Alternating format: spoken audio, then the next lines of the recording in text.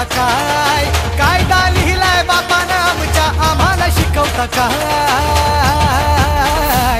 आम्ही भीमाची पोरं हाय, आमचा नादच करायचा नाय. आम्ही भीमाची पोरं हाय, आमचा नादच करायचा नाय. भीमाची पोरं हाय, आमचा नादच करायचा नाय. आम्ही भीमाची पोरं हाय, आमचा नादच करायचा नाय.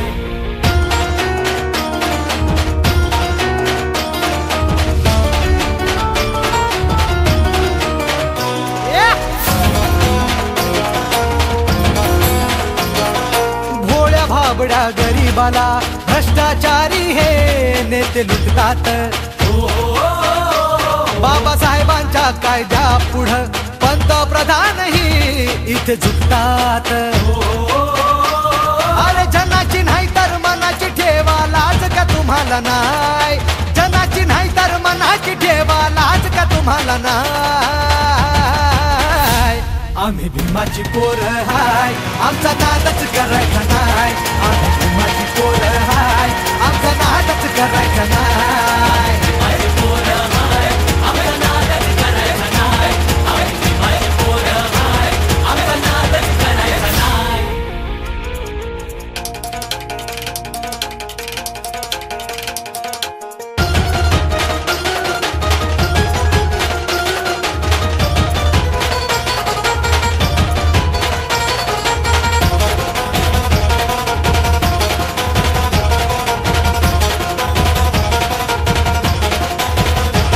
इतिहासाच्या त्या पानाची साक्ष भीमा कोरेगावाची. पेशव्यांना पुरून उरली ती जात आमची अरे वाघाची. संविधान ते हलवू नका रे तुम्हाला इशारा हाय. संविधान ते हलवू नका रे तुम्हाला इशारा हाय. आम्ही भीमाची पोरं हाय, आमचा नादच करायचा नाय. आम्ही भीमाची पोरं हाय, आमचा नादच करायचा नाय. भीमाची पोरं हाय, आमचा नादच करायचा नाय. आम्ही भीमाची पोरं हाय, आमचा नादच करायचा नाय.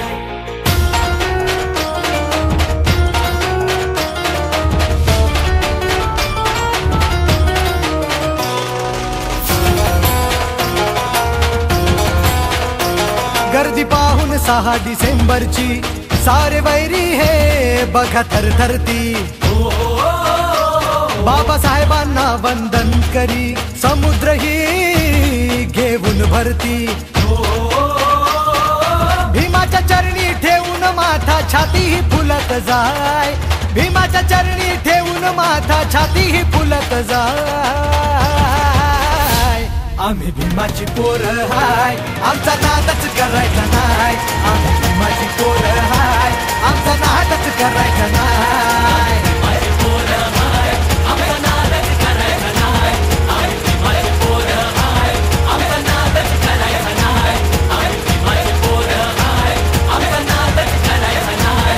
आम्ही भीमाची पोरं हाय, आमचा नादच करायचा नाय.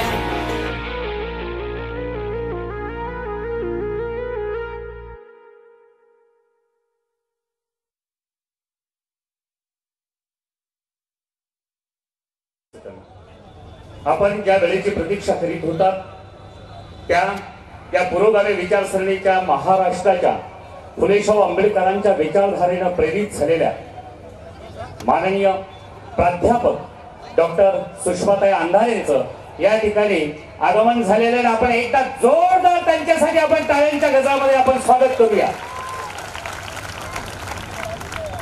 शाक्यमुळे तथागत भगवान बुद्ध यांनी माणसाला माणसासारखा सन्मान प्रस्थापित करून देण्याचं हे 2500 वर्षापूर्वीच त्यांनी प्रेरित केलं.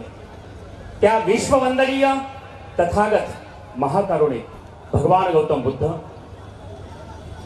बहुजनांची अस्मिता प्रज्वलित करणारे शिवछत्रपती शिवाजी महाराज, स्त्री शिक्षणाचे अद्यप्रवर्तक क्रांतीसूर्य महात्मा ज्योतिबाजी फुले, संत कबीर, शाहू महाराज, माता रमाई, माता जिजाई आणि माता सावित्री या सर्व मानथोर विचारांच्या पवित्र विचारांनी प्रेरित झालेले या देशाच्या सुवर्ण हस्ताक्षरानं या देशाला संविधान समर्पित करणारे या देशाचे प्रकांड पंडित, या विश्वाचे विश्ववंदनीय बोधिसत्व, विश्वरत्न डॉक्टर बाबासाहेब आंबेडकर या महानथोर पुरुषांच्या पवित्र स्मृतींना अभिवादन करून या ठिकाणी उपस्थित असलेल्या आज आपल्या सर्वांना एक त्यागाचा विचार आपल्या सर्वांसमोर देण्यासाठी आलेल्या मी आदरणीय ताईंना विनंती करतो की या ठिकाणी तथागतांच्या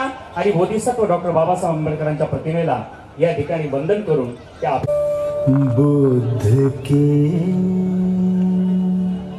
जीवने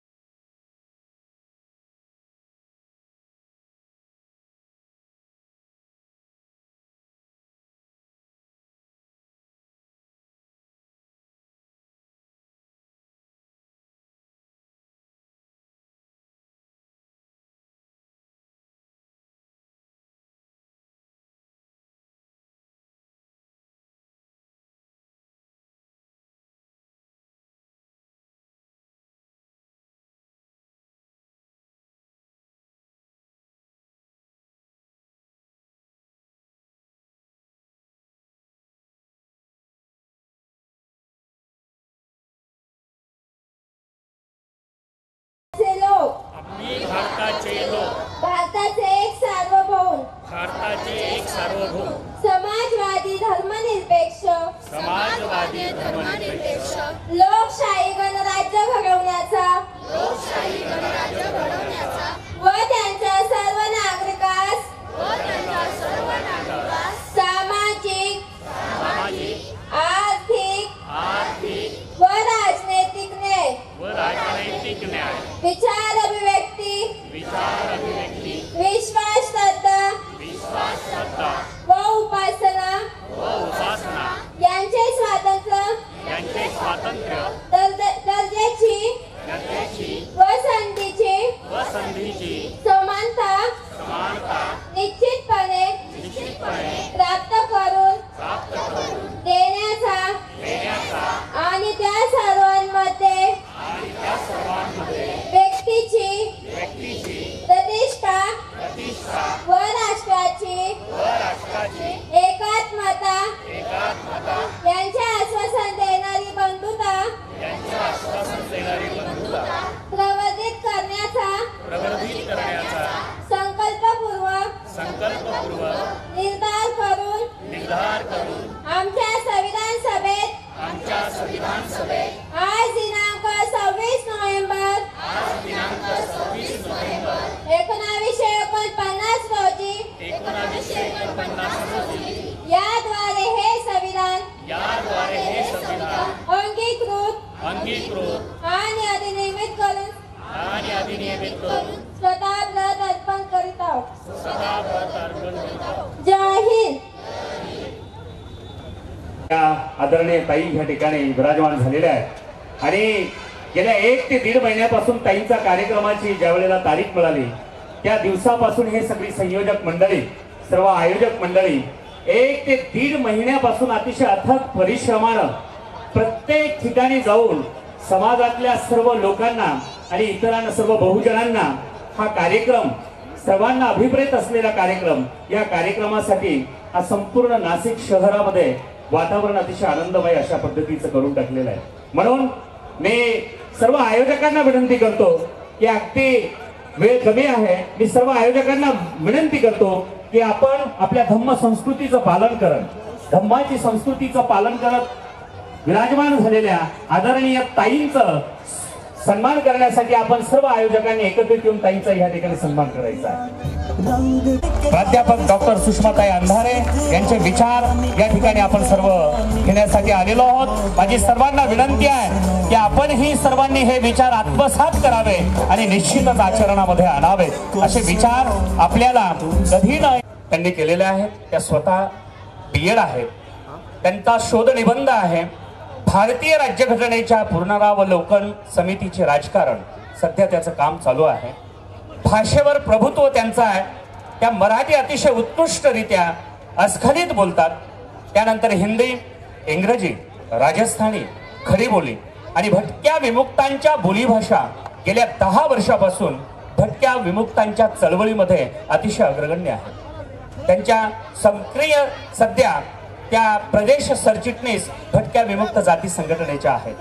2 ऑक्टोबर 2006 मध्ये भटक्या विमुक्तांच्या 42 जातींसह 2 ऑक्टोबर 2006 मध्ये भटक्या विमुक्तांच्या 42 जातींसह प्रतिनिधी स्वीकारत पूज्य भदंत नागार्जुन सरदेसाईंच्या शुभकर कमलांद्वारे त्यांच्याकडून त्यांनी धम्मदीक्षा घेतलेली आहे। त्यामुळे आपण सर्व या ठिकाणी या ताईंना वंदन करूया आणि आपल्याला सर्वांना सांगतो अतिशय शांततेनं निश्चितच आपल्याला ताई अतिशय या ठिकाणी आपलं प्रबोधन करतील। मी ताईंना विनंती करतो की आपण या ठिकाणी आपल्या क्रांतीवा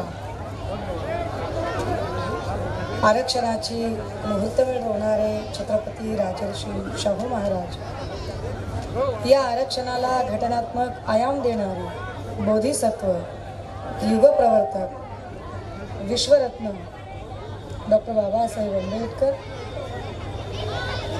मनोरंजनातून प्रबोधन आणि प्रबोधनातून परिवर्तन हा नवा प्रवाह सांगणारे साहित्य सम्राट, लोकशाही सत्यशोधक कॉम्रेड अण्णाभाऊ साठे, बिरसा मुंडा, तंट्या भिल्ल, मा सावित्री, मा रमाई, मा जिजाई, फातिमा शेख या सर्व आदर्शांना अभिवादन करते।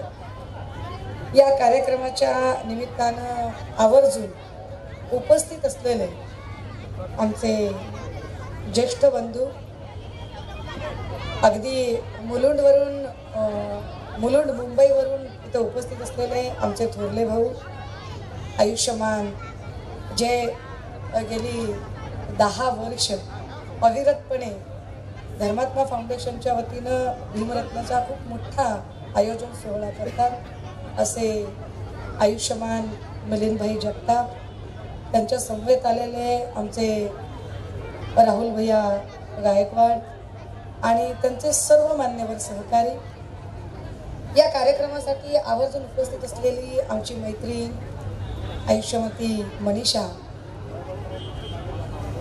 या कार्यक्रमासाठी नाशिकमधील उपस्थित असलेले सर्व मान्यवर, विविध पक्ष गट संघटनांचे सर्व मान्यवर पदाधिकारी, काही नगरसेवक उपस्थित आहेत, काही वेगवेगळ्या पक्षांचे प्रमुख उपस्थित आहेत, असे आपण सर्व प्रतिष्ठित गणमान्य व्यक्ती भंते प्रज्ञानंद यांच्या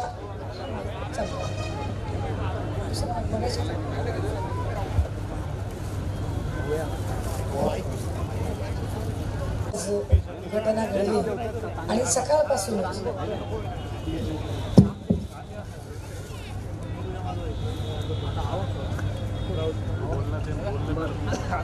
सगळीकडे सोशल मीडिया आणि इतरत्र या संबंधाने आदरांजली वाहनं आणि वेगवेगळ्या चर्चा सुरू झाल्या। मंडळी, तसा आजचा दिवस त्याला अनेक संदर्भ आहेत। खरं म्हणजे 26 नोव्हेंबरला या देशाचं संविधान समर्पित झालं। आमचा छोटा भाऊ आमचा योगेश भैया लोखंडे, आमच्या योगेश भैयाचं असं म्हणणं होतं की ताई तुम्ही 26 तारखेला या। म्हटलं दादा आता 26 तारखेला नाही शक्य होणार, हा पण एक करता येऊ शकेल। 26ला संविधान दिवस आहे आणि 28 नोव्हेंबरला क्रांतीबा फुलेंचा स्मृती दिवस आहे। सो आपण दोन्हींचा एकत्रित असा कार्यक्रम करूया आणि आपण 30 तारखेचं नियोजन करूया।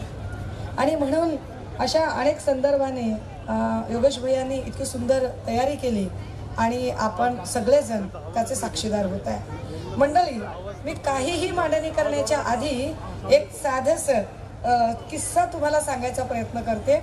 बघा, जमला तर झेपला तर. किस्सा असा आहे बघा, एक कुंभार होता. आता कुंभार जात या अर्थाने बघू नका, व्यवसाय या अर्थाने बघा. एक कुंभार होता, तो बिचारी आपली गाढवं राखायचा, रोज आपली गाढवं घेऊन जायचा. गाढवं एका शाळेच्या पटांगणात नेऊन सोडायचा. गवत भरपूर होतं, कारण शाळेत कदाचित जास्त चहलपहल नसावी, आणि तो तिथे आपले ही गाढवं सोडायचा आणि शाळेची जी भिंत आहे त्या भिंतीच्या सावलीला टेकून बसायचा. त्याचा रोजचा कार्यक्रम. गाढवं सोडून द्यायची आणि त्या भिंतीच्या सावलीला टेकून बसायचं. आपलं काय जे त्याचा दैनंदिन क्रम असेल, काय तंबाखू चोळणं असेल, काय जे असेल ते असेल, त्याचं आपलं चालू असायचं. असं तो रोज करायचा. एके दिवशी कुंभार त्या भिंतीच्या तिथे टेकून बसला शाळेजवळ. त्याने आपली गाढवं मस्त चरायला सोडून दिली होती. त्याचा रोजचा दिनक्रम चालू होता की तिथे भिंतीला टेकून बसायचं आणि शाळेत काय चाललंय, वर्गात काय चाललंय, मास्तर काय करतायत याच्याकडे लक्ष द्यायचं. आणि तो बघत होता की मास्तरांचं काय चाललेलं आहे. आणि त्याच्या असं लक्षात आलं की मास्तर पोरांवर फार ओरडत आहेत. जे शाळेतले जे शिक्षक आहेत ते पोरांवर फारच रागराग करतायत, ते फार आरडाओरडा करतायत. त्याने जरा कान दिला की मास्तर नेमकं काय बोलतायत, काय आरडाओरडा चालू आहे. तर मास्तरांचं चालू होतं. मास्तर म्हणतो ते पोरांना, गाढवा तुला काही कळत नाही का? अरे गाढवा, अक्कल नाही का तुला? ए गाढवा, तुला काही समजत नाही का?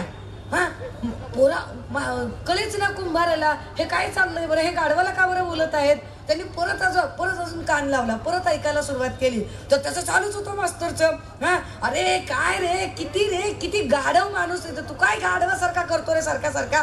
हा तुला कधी अक्कल येणारच नाही का? ही गाढवं कधी सुधारणारच नाहीत का? या गाढवांना सांगून काही उपयोग नाही. कुंभाराला वाटलं मास्तर 10 वेळा गाढवाचं नाव घेतोय, म्हणजे हा मास्तर गाढवांचा मास्तर असला पाहिजे आणि त्याच्या समोर बसलेली जी काही आहे ती सगळी गाढवं असली पाहिजे आणि गाढवांना शहाणं करायचा त्याचा काहीतरी कार्यक्रम चालू असला पाहिजे. कुंभार बराच वेळ ऐकत होता. पुन्हा कुंभाराने लक्ष दिलं. परत कुंभाराच्या लक्षात आलं. तो तसंच म्हणत होता, का रे गाढवा, हा तुला कळत नाही का? परत तो मास्तर आपल्या पोरांना, अरे गाढवा तुला किती वेळा सांगितलं हे असं नाही लिहायचं, हे बघ, हे दुसरं गाढव, ह्याला तर काही कळतच नाही. आता मात्र कुंभाराची खात्री पटली की वर्गात सगळे गाढवं आहेत आणि हा गाढवाला शिकवणारा मास्तर आहे. कुंभारानं लटपटीनं आपली तंबाखू जो काही चोळत बसलेला होता ती तंबाखू लगेच अशी टाकून दिली. झटपट असे हात बीत लगेच झटकले, हात चोळले, चंची परत पिशवी जी काही त्याच्या खिशात ठेवली आणि तो तसाच वर्गात गेला. पण वर्गात जाऊन अतिशय नम्रतेनं, लय नम्रतेनं तो एकदम मास्तरच्या समोर जाऊन उभा राहिला आणि मास्तरला दोन्ही हात जोडून म्हणायला लागला, मास्तर कृपा करा म्हणला, एवढ्या गाढवांना तुम्ही शिकवता, अजून एक पुण्याचं काम करा. हे काही माझी गाढव येते, ह्या बी गाढवांना जरा शहाणं करायचं काम करा. मास्तरला काही त्याचं बोलणं कळत नव्हतं. मास्तरला वाटायला की हे नेमकं काय चाललंय, कशाचं काय चाललेलं आहे. त्याला नाही मास्तर, माझी पोरं तुम्ही शहाणी केलीच पाहिजे, ह्याला काही कळच ना. मास्तर मला, अरे तू काय म्हणतोय? नाही मास्तर, मला कळलंय, मला आता माहित झालंय की तुम्ही गाढवांना शहाणं करता, तुम्ही गाढवांना शिकवता. हे नाही का, मी आताच बघितलं तुम्ही केव्हाची ओरडत होता की अरे ह्या गाढवाला कळत नाही, त्या गाढवाला कळत नाही, हा गाढव सुधारला पाहिजे, तो गाढव शहाणा झाला पाहिजे. मास्तर माझी विनंती आहे, कृपा करून मास्तर माझ्यावर खरंच मेहरबानी करावं, माझ्या गाढवांना शहाणं करा मास्तर, तुम्हाला पुण्य लागेल. अहो मास्तर, ही गाढवं शहाणी झाली ना तर लय मोठं काम होईल बघा. माझा जीव असा वैतागून गेलाय, ह्या गाढवांना तुम्ही शहाणं करा. मास्तरला काय घडलंय ते समजायला वेळ लागला नाही, पण काहीतरी केलं पाहिजे म्हणून मास्तरने काय केलं, मास्तर म्हणला, अच्छा ठीक आहे, ओके, चल आता पाय धरू नको बरं, सोड पाय सोड. हे कुमार काही पाय सोडायला तयार नव्हता. मास्तर म्हणला, वा पाय सोड बाबा, हे काय बरोबर नाही, तू पहिला पाय सोड.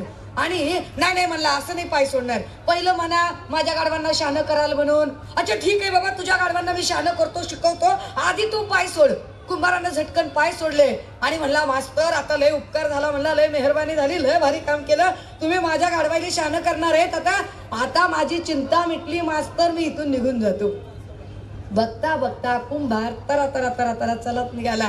कुंभाराने नुसती ती जागा सोडली नाही, शाळा सोडली नाही, तर कुंभार गाव सोडून निघून गेला. आता कुंभार निघून गेला, पण मास्तराच्या समोर प्रश्न होता या गाढवांचं करायचं काय? ह्याला आपली नोकरी, ह्याला आपला पगार, काय करायचं या गाढवाचं? कुंभारानं मास्तरानं लय विचार केला आणि गाढवं विकायची ठरवली. मास्तरानं गाढवं विकली, आलेला पैसा नीट कणपटीला लावला आणि आपलं छान आयुष्य जगायला लागला. 4-5 वर्ष अशीच निघून गेली आणि एके दिवशी पुन्हा तोच कुंभार परत आला. जसाही कुंभार परत आला तो मास्तरांकडे गेला आणि म्हणला, मास्तर सांगा माझी गाढवं कुठे आहे? मास्तरला कळे ना, काय रे बाबा काय चाललंय? नाही आता मास्तर, मी माझी गाढवं तुमच्या भरोशावर सोडली होती. माझी गाढवं तुमच्याकडे शिकायला पाठवली होती. माझी गाढवं तुम्ही शहाणी करणार होतात. माझी गाढवं तुम्ही सुधारणार होतात. माझी गाढवं तुम्ही सुशिक्षित करणार होतात. सांगा मास्तर माझी गाढवं कुठं गेली? मास्तरला लक्षात आलं की अरे हा तोच कुंभार आहे जो आपल्याकडे 5-6 वर्षापूर्वी गाढवं सोडून गेला होता. पण याने तर गाढवं विकली होती. पण याच्या जवळ उत्तर रेडी होतं की अशी परिस्थिती झाली, कधी काळी जर कुंभार आपल्या समोर आला तर काय करायचं? पण त्याने क्षणाचाही विलंब लावला नाही आणि मास्तर बोलता झाला, त्याला काय येड्या, काय तुझं काय स्क्रू ढिला झाला होय? काय आट्या गेला तोय सगळ्या तुझ्या? आरल एका मी तुझ्या गाढवाईली शिकवलं, तुझी गाढवं शहाणी केली, तुझी गाढवं मी एकदम समजूतदार केली, आता तुझी गाढवं सुशिक्षित झाली. तो म्हणला मग कुठे आहेत गाढवं? काय वेड्यासारखा बोलतो, आता तू गाढवासारखा वागायला लागलास. अरे मी गाढवांना शिकवलं, गाढवं शहाणी झाली, गाढवं सुशिक्षित झाली आणि एवढं शिकल्यावर गाढवं माझ्याजवळ कशाला राहतील? अरे गाढवांना नोकरी लागली की. ती म्हणला खरंच का? काय सांगायचं म्हणला, लेका तुझी गाढवं लय भारी झाली, लय प्रतिष्ठित झाली, लय सुशिक्षित झाली. तो म्हणला कुठे? काय सांगायचं म्हणला, अरे तुझ्या गाढवांपैकी कुणी मास्तर झालं, कुणी डॉक्टर झालं, कुणी फौजदार झालं, कुणी हवालदार झालं, कुणी नगरसेवक झालं, कुणी आमदार झालं, कुणी खासदार झालं, लय मोठी झाली म्हणला तुझी गाढवं. मास्तरला म्हणजे कुंभाराला खरंच वाटत ना, आपली खरंच गाढवं इतकी शिकली असतील का? आपली गाढवं एवढी भारी झाली. तो म्हणला काय सांगताय, काय खोटं सांगतोय का? म्हणला बघ म्हणला जाऊन, काय तुझी गाढवं काय काय लायकीची झाली आहेत, काय मोठी झाली आहे. त्याने आभार मानले बिचाऱ्याने. आपला हाडाने भला माणूस तर काय करणार आहे, त्यांना आभार मानले आपले कुंभार त्या मास्तरचे आणि कुंभार आपला चालू लागला. आता त्याला ओढ होती की आपल्या शिकलेल्या गाढवांना भेटायचे, आपली शिकलेली गाढवं कशी कशी दिसतील. त्याला एवढंच कळलं की सगळ्या सरकारी ऑफिसेसमध्ये आपले गाढवं हातात जाऊन बसलेले आहेत आणि गेलं पाहिजे तर बघितलं पाहिजे. आता नोकरदाराने जरा म्हणजे ह्या गोष्टीकडे कानाडोळा करा. मी फक्त दंतकथा सांगते, मी तुम्हाला काहीच सांगत नाही. हा, मी तुमच्याबद्दल तर अजिबात कुणाबद्दल बोलत नाही, मी बाकीच्यांबद्दल बोलते. बरं, मी ती आटपाट नगरातली कथा सांगते. ही भारतातली कथा नाही, आटपाट नगरातली कथा आहे. आणि मग झालं काय की कुंभार चालायला लागला. बघितलं कुंभाराला दिसलं पोलीस स्टेशन दिसलं. कुंभाराने खिडकीतनं वाकून बघितलं, आत होता फौजदार बसला होता खुर्चीवर आणि टेबलावर पाय ताणून देऊन बसला होता. त्यानं टेबलावर पाय ताणून दिलेल्या फौजदाराला बघितलं आणि कुंभार मनात म्हणला, अगं माय काय दिसतंय माझं गाड. फौजदार झाला तरी म्हणला ह्याची पाय ताणून बसायची काही चाल गेली नाही. काय भारी दिसायला. आला मधीन म्हणला, काय म्हणला गाडवा, काय ओळखलं का नाही मला? फौजदार येडाच झाला. फौजदार म्हणला तुम्ही कोण? काय म्हणला मला ओळखत नाही होय? अरे मी तुझा मालक, अरे मीच होतो तुझ्या आयुष्यातला. मी तुला शिकवलं, मी तुला सुधारलं, मी तुला मोठं केलं. तुझ्यासाठी मी मास्तरांच्या पाया पडलो, तुझ्यासाठी मास्तरचे पाय धरले, विनवण्या केल्या, मनवण्या केल्या, मिनत्या केल्या आणि तेव्हा कुठं मास्तर तुला शिकवायला तयार झाले आणि तू फौजदार झालास. फौजदाराचा रागाचा पारा वाढत होता. हा फौजदारला काही कळत नव्हतं की अरे काय माझा इन्सल्ट चाललाय, मी कोण माणूस. तो मला ए वेडा झालास काय, मूर्खस का? चालेल मला अजिबात नाही. हे बघ असं नाही करायचं, तू गाढव आहेस हे लक्षात ठेव, तू असं नाही करायचं. शिकलास म्हणून असं काय असतं का? म्हणला अरे तुझ्या अंगावर युनिफॉर्म आला तू असं करतो होय? हा, कुण विसरायचं नाही म्हणला. तू कोण आहे? इतका राग आला म्हणता फौजदाराला, इतका राग आला. फौजदारानं असा कुंभार धरला, अशी मानगुड धरली, दानकाना आडवा पाडला का झटक्यासरशी लाथानं तुडवायला सुरुवात केली. लाथा घालू कुंभार लाथा खात होता. पण लाथा खाता सुद्धा त्याच्या डोळ्यातून आनंदाचे अश्रू येत होते. आनंदून गेला आणि कुंभार काय म्हणत होता लाथा खाता, अगो बाई हेच माझं गाड, हेच माझं गाड. नोकरी लागली तरी लाथा घालायला विसरलं नाही, लाथाच घालते म्हणला. किती शिकलं तरी लाथा घालायची चाल अंगातली गेली नाही म्हणला. काही कळलं का? बघा काही कळलं असलं तर, पोचलं असलं तर. लय अवघड खेळ झालाय आमचा, चुकल्यासारखं झाली सगळं. मंडळी, हे फक्त तुमचं अटेन्शन माझ्याकडे यावं, जरा तुम्ही सेटल व्हावं म्हणून सांगत होते. यातला विनोदाचा भाग सोडून द्या, पण खरंच अगदी कुऱ्हाडीचा दांडान गोतास काळ अशी काहीतरी परिस्थिती निर्माण झाली आहे. आणि या सगळ्या परिस्थितीतनं आपल्याला बाहेर यायचे, आपल्याला काहीतरी नवं करायचे. मगाशी भाषण चालू असतं होण्याच्याही आधी आमची एक छोटी बहीण आली आणि ती इथं छोटी बहीण येऊन तुम्हा सगळ्यांना संविधानाची अशी प्रतिज्ञा तिने म्हणून दाखवली. आपण सगळ्यांनी ती प्रतिज्ञा म्हणली. 26 नोव्हेंबरला तर CM ने संविधान दौड आयोजित केली होती गावागावात, जिल्ह्यात. मग काही ठिकाणी कलेक्टर म्हणले, अरे रविवारची सुट्टी असते, आमचा सुट्टीचा दिवस कसा काही सॅक्रिफाईस करायचा. मग 26चा कार्यक्रम 27ला झाला अनेक ठिकाणी. बघा सगळीकडे. मग आम्ही पण मोठे छाती काढू काढू असे बॅनर बिनर आमच्यातले, आम्ही काय बॅनर काय लय बॅनर बिनर लावून मग आम्ही पण संविधान दिवस, आमच्या बापाने कायदा लिहिलाय. आमच्याकडे आंबेडकर जयंती वगैरे असली आणि जर आपण मोठा डीजे विजे लावला की नाही, आणि समजा त्या डीजेला एक 10-11 वाजले आणि समजा 10-11 वाजता एखादा PI आला, एखादा फौजदार आला, एखादा कॉन्स्टेबल आला आणि तो जर मला ए बंद कर बंद कर बंद कर बंद कर बंद कर, हा कळत नाही तुला वेळ किती झालाय, टाइम किती झालाय, बंद कर, अजिबात डीजे चालू ठेवायचं नाही. समजा आपलं एखादा टाकेश पैलवान असला तर काही टाकून त्याची तयार असते. मला ते काम नाही, अजिबात मला ते काम नाही. कायदा आपल्या बापाने लिहिला. अबे वाच की कायद्यात काही लिहिले. कायदा तुझ्या बापाने लिहिलाय र, लय खरंय. कायदा आमच्या बापाने लिहिलाय हे लाख खरंय. हे सगळ्यांनी मान्य केलंय की कायदा आमच्या बापाने लिहिलाय. पण तरी सुद्धा आमच्याच बापाचा विचार सांगताना थोडा टाइम मागे पुढे झाला तर होम डिपार्टमेंटचा माणूस आम्हाला नियम दाखवायला येतो आणि आम्हाला तो मान्य करावा लागतो. वाय?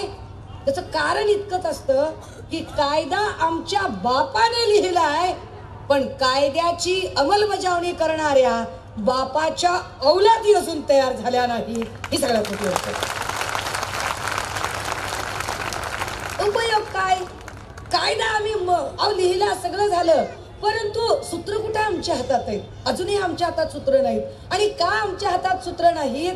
कारण आमची अशी अडचण झाली आहे की प्रत्येक चौकाला महापुरुषांचे नाव द्यायचं, यासाठी आम्ही आग्रह आहोत. रस्त्याला महापुरुषांचे नाव दिलं गेलं पाहिजे, यासाठी आमचा प्रचंड आग्रह असतो. रस्त्यांना महापुरुषांचे नाव द्यावे म्हणून आग्रह, पण महापुरुषांच्या रस्त्यावर चालले पाहिजे हे मात्र आम्ही विसरत चाललो. घोळ तिथे होते, थोडं गणित चुकायला लागले. मग महापुरुषांनी नेमकं काय सांगितलं असेल, काय बोलले असतील, तर आमची अडचण काय होते माहितीये का? आमच्याकडे लय लोक भाषण करतात आणि मग किंवा बोलतात आणि मग ते बोलताना त्यांचं चालू असतं, बाबासाहेब असं म्हणले होते. अरे शेंबड्या लेकराला माहित आहे बाबासाहेब काय म्हणले होते. तू काय म्हणतोस ते सांग की बेट्या, तुझं काय ते सांग. बाबासाहेबांनी असं केलं. अरे बाबासाहेबांनी काय केलं सगळ्यांना माहिती आहे. व्हॉट्स युअर ओन कॉन्ट्रीब्युशन? तुझं चळवळीतलं योगदान काय ते सांग. बाबासाहेब काय म्हणाले आणि बाबासाहेबांनी काय केले हे आता सगळ्यांना पाठ झालेले आहे. But what's our own contribution? If you want to tribute this movement you have to contribute the movement ना. तुम्हाला जर या मुवमेंटला कॉन्ट्रीब्यूट करायचं असेल तर तुमचं स्वतःचं योगदान काय हे आम्ही जरा तपासत नाही. बरं, योगदान देण्याची काहींची तयारी पण असते, पण अडचण अशी की सुरुवात कुठून करायची किंवा ती काय नियमावली आहे, ती काय चौकट आहे ती कळत नाही. मंडळी, मला याची कल्पना आहे की मी नाशिकमध्ये अनेक वेळा येऊन बोलून गेली आहे, पण तरी सुद्धा आज मौका भी है और दस्तूर भी है. संविधान दिवस 26 तारखेला आता संपन्न झालाय आणि म्हणून जाणीवपूर्वक मला पुन्हा एकदा या सगळ्या आमच्या भावा बहिणींसोबत काय नेमकं बाबासाहेबांनी संविधानात सांगितलं होतं हे संविधान जरा तुम्हाला समजावून सांगावं, जितकं मला समजेल ज्या पद्धतीनं असं समजावून सांगण्याचा थोडा विचार करते. पहा, या देशाचं संविधान बाबासाहेबांनी लिहिलं असं सगळेजण म्हणतात, पण काय हे संविधान म्हणजे बाबासाहेबांचा जन्म 1891ला झाला आणि 1920 या काळात बाबासाहेबांची जी चळवळ आहे ती भरात चळवळ आली आणि नंतर बाबासाहेब कायदा लिहायला सुरुवात करतायत. मग काय त्याआधी या देशात कायदाच नव्हता का? 1891च्या आधी सुद्धा या देशात कायदा होता? नाही, असं नाही. 1891च्या आधी सुद्धा या देशात कायदा होता, पण तो कायदा ब्रिटिशांचा कायदा होता. आणि ब्रिटिशांना कायदा करायची का गरज पडली? कारण ब्रिटिशांच्या आधी एक कायदा या देशात होता, तो कायदा इथला मनूचा कायदा होता. आता असा काय फरक आहे बाबा मनूच्या कायद्यामध्ये आणि इथे बाबासाहेबांनी लिहिलेल्या कायद्यामध्ये? तो मनूचा कायदा हा वर्णाधिष्ठित कायदा होता, बाबासाहेबांनी लिहिलेला कायदा हा गुणाधिष्ठित कायदा होता. मग काहींचा परत प्रश्न, वर्णाधिष्ठित आणि गुणाधिष्ठित मध्ये काय फरक? वर्णाधिष्ठित कायदा जातीवर आधारलेला कायदा. अमुक एखादी व्यक्ती अमुक एका जातीत जन्माला आली तर तिला सगळे अधिकार बहाल करूया. अमुक एखादी व्यक्ती तमुक एखाद्या जातीत जन्माला आली तर तिला सगळे अधिकार नाकारूया. म्हणजे जन्मावर ठरणार आहे गोष्ट. बाबासाहेबांच्या कायद्याने ह्या वर्णाधिष्ठित कायदा रद्द केला आणि गुणाधिष्ठित ज्याची गुणवत्ता असेल, ज्या क्षेत्रातली असेल, तो त्या क्षेत्रात जाऊ शकतो आणि आपल्या कार्यकर्तृत्वाचा ठसा उमटवू शकतो. ब्रिटिशांचा कायदा जेव्हा सुरू झाला त्याच्या आधी या देशात खूप सारी संस्थानं होती. इकडे म्हैसूरचं टिपू सुलतानचं संस्थान असेल, हैदराबादचे निजाम असतील, इकडे झाशीची राणी लक्ष्मी असेल किंवा होळकर घराणं असेल. प्रत्येकाचं संस्थान वेगवेगळं, प्रत्येकाचा कायदा वेगवेगळा. ब्रिटिशांची अडचण अशी व्हायची की याच्यातला नेमका कायदा आपण कुठला प्रमाण मानावा, कारण प्रत्येक संस्थानाची शिक्षा द्यायची पद्धत वेगळी. ह्या सगळ्यांमध्ये एकात्मता यावी म्हणून ब्रिटिशांनी या देशात 1861ला पहिला कायदा लिहिला, त्याला आपण IPC असं म्हणतो, इंडियन पिनल कोड. 1861ला पहिल्यांदा इंडियन पिनल कोड तयार झालं. इंडियन पिनल कोड म्हणजे काय? भादवी, भारतीय दंडविधान. आपण वर्तमानपत्रात वाचतो की नाही, अमुक एकावर भादवी 420 नुसार गुन्हा दाखल झाला, भादवी 302 नुसार गुन्हा दाखल झाला. हे भादवी म्हणजे काय? ब्रिटिशांनी 1861ला सुरू केलेला भारतीय दंडविधान. म्हणजे काय? सगळ्या संस्थानिकांचा कायदा रद्द ठरेल, एकसंघ भारताचा कायदा काम करेल. पुढे 1917ला खूप चळवळी झाल्या आणि इंग्रजांनी सांगितले की आम्ही तुम्हाला टप्प्याटप्प्यानं स्वातंत्र्य द्यायला तयार आहोत. 1918ला मॉन्टेग्यू चेम्सफोर्डचा अहवाल प्रसिद्ध झाला आणि मॉन्टेग्यू चेम्सफोर्ड अहवालाने सांगितले की प्रांतिक स्वातंत्र्याचा कायदा करून इथल्या भारतीयांना टप्प्याटप्प्याने गव्हर्नमेंटमध्ये, सरकारमध्ये सामावून घेण्याची चळवळ सुरू झाली. ते टप्प्याटप्प्याने एकेकाला गव्हर्नमेंटमध्ये सामावून घेत होते. याच काळात मॉन्टेग्यू चेम्सफोर्डचा अहवाल आणि त्यानंतर इंग्रजांनी सांगितले या लोकांना की अरे आम्ही तुमचा देश सोडून जाणार आहोत, टप्प्याटप्प्याने तुम्हाला सरकार चालवायची आम्ही संधी देणार आहोत, पण तुमचा देश आम्ही सोडून जाताना तुम्हाला सांगतोय की तुम्ही तुमचा कायदा लिहायला लागा, तुम्ही तुमच्या कायद्याची सुरुवात करा. आता हा कायदा लिहायला लागा असं सांगितलं. 1928ला या देशात पहिली घटना तयार झाली. बघा, हे जरा नवीन सांगते मी तुम्हाला. 1928ला या देशात पहिली घटना तयार झाली, पण घटना लिहिली कुणी होती? घटना लिहिली होती मोतीलाल नेहरू. हे कोण बाबा मोतीलाल नेहरू? तर मोतीलाल नेहरू म्हणजे हे राहुल गांधीचे खापर पणजोबा, म्हणजे राजीव गांधीचे पणजोबा, म्हणजे हे इंदिरा गांधीचे आजोबा, म्हणजे हे जवाहरलाल नेहरूचे वडील. मोतीलाल नेहरूंनी पहिली घटना लिहिली. याला इतिहासात नेहरू घटना समिती असं म्हटलं जातं. पण जशी ही नेहरूंनी घटना सादर केली मोतीलाल नेहरूंनी, त्याला दोन माणसांनी प्रचंड विरोध केला. त्यात एक होते बॅरिस्टर जिना आणि दुसरे होते डॉक्टर बाबासाहेब आंबेडकर. हेतू काय होता? विरोध करताना बाबासाहेबांनी आपलं म्हणणं स्पष्ट मांडलं की काँग्रेस हा शेठजी भटजींचा पक्ष आहे. आता ह्या सगळ्या समूहात जर काँग्रेसवर ठप्पा मारणारे कुणी असतील ना, आमचा हात इंदिराबाईचा हात म्हणणारे, तर त्यांनी समजून घ्यायचे की तुमच्या बापाने काय मत मांडलं होतं काँग्रेसबद्दल. ते बाबासाहेब म्हणतात मी फुल्यांना गुरु मानतो. फुल्यांनी सांगितलंय काँग्रेस हा शेठजी भटजीचा पक्ष आहे आणि मला स्वतःला अनुभव आलाय की काँग्रेस हा भांडवलदारांचं हितरक्षण करणारा पक्ष आहे आणि त्या काँग्रेसची भलावण करणारे तुम्ही मांडलेली घटना आम्हाला मान्य नाही. मग आम्हाला कुठली घटना मान्य होईल? या घटनेमध्ये तुम्ही मागासवर्गीय, अल्पसंख्याक आणि मुस्लिम लोकांचा अजिबात विचार केलेला नाही.